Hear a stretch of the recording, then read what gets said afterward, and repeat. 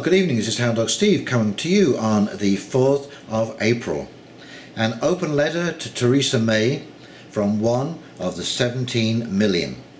Brexiteers, that is. And that is going to be the topic for this evening.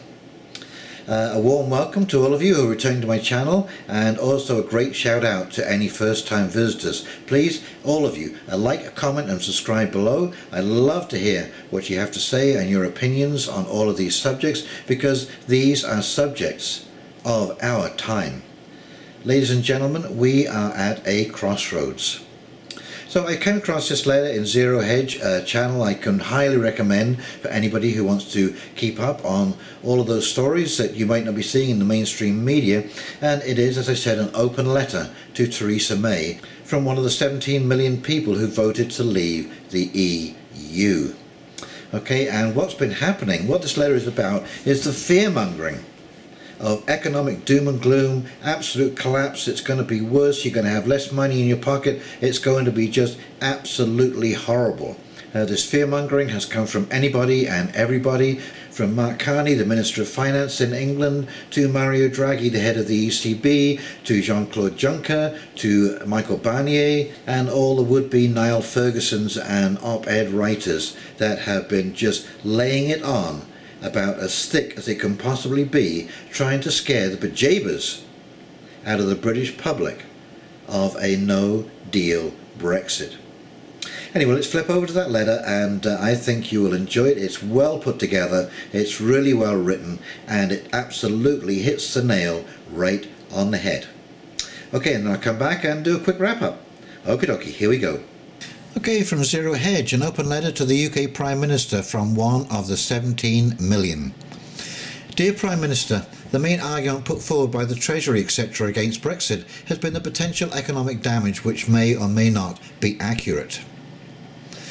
What is fact, however, is that according to the US Federal Reserve Bank, the most important central bank in the world, UK total factor productivity growth has fallen from 3.84% in 1973, 2.88% per annum in the 10 years ending 1973, to 0.14% in 2016, the most recent data, and negative 0.17% per annum in the 10 years ending 2016.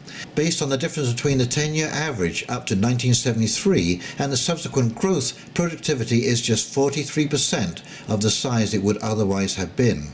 Whilst an opportunity cost rather than a real loss of wealth, the damage is all too clear. The data gets worse.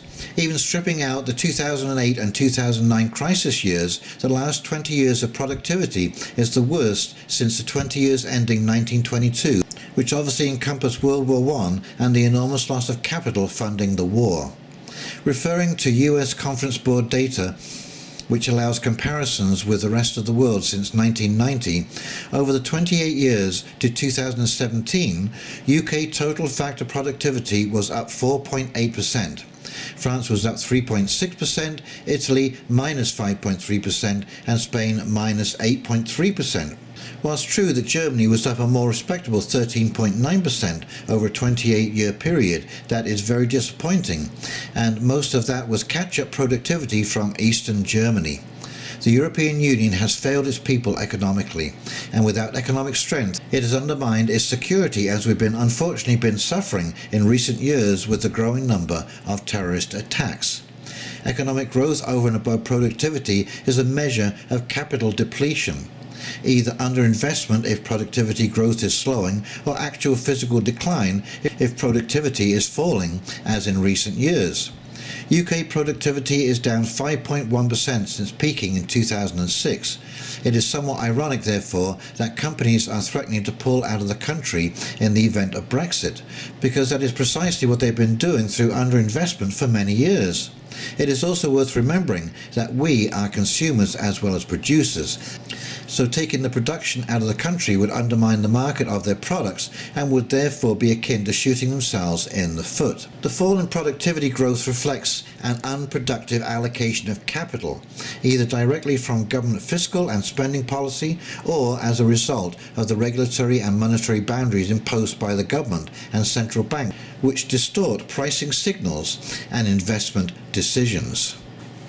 With the greatest of respect, Nigel Farage is not to blame for the public demanding Brexit, as so many politicians claim. He has simply opened a channel through which the public have been able to express their frustrations with this stagnation and, in recent years, loss of productivity from which all other ills stem. Even immigration stems from the underinvestment in plant and equipment that has driven the need for low-paid immigration to compensate. The blame should not be put on Mr. Farage, therefore, but rather the politicians themselves whose values and policy are simply unaffordable to the population. Unfortunately, when I have tried to speak to politicians on this, their lack of understanding becomes obvious. This is to be expected, as the politicians are the identity to their unproductive values, i.e. they wouldn't have implemented their policies if they understood how damaging and expensive to the economy they would end up being.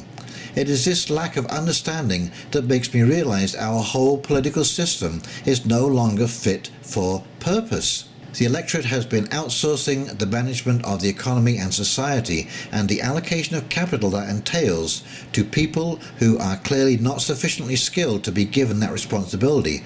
The public is starting to recognize this. I love this. It's not me, it's you. Brexit will happen. It may not happen now, but it will happen, as the European policies are unaffordable.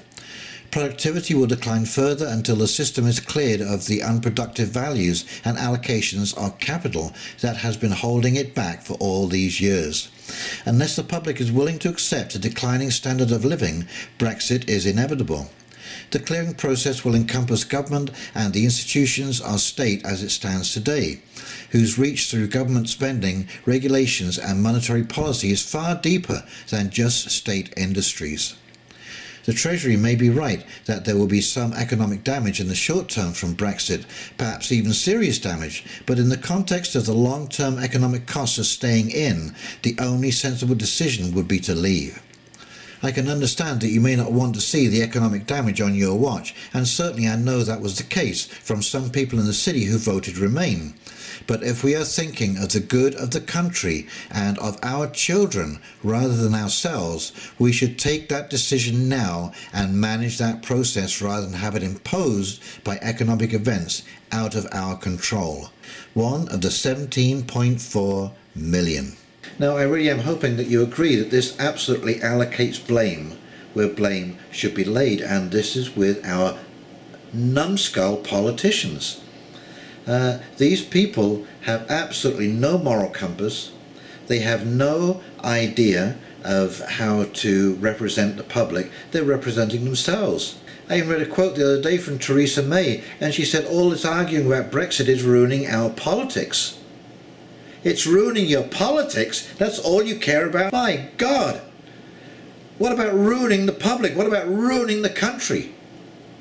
It's absolutely incredible that you'd be more concerned about the politics of your country rather than the quality of the politicians in your country, the quality of the debate, and the lack of backbone, the inability to stand up for what you believe in and to stand up for the people of your country and to cut them the best deal possible.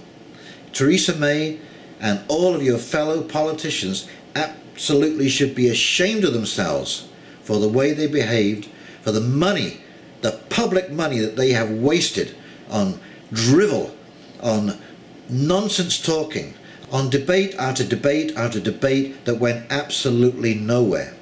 Vote after vote, indicative votes, the time wasting and foot dragging. And now you're saying you're having productive talks with Jeremy Corbyn. I am not quite sure how anything can be productive with Jeremy Corbyn. Anyway, that's about it from the Hound Dog, and please, if you enjoyed this video, like, comment and subscribe below. And in the meantime, you have yourself a great week, and we will be talking to you very, very soon. You take care now. See ya.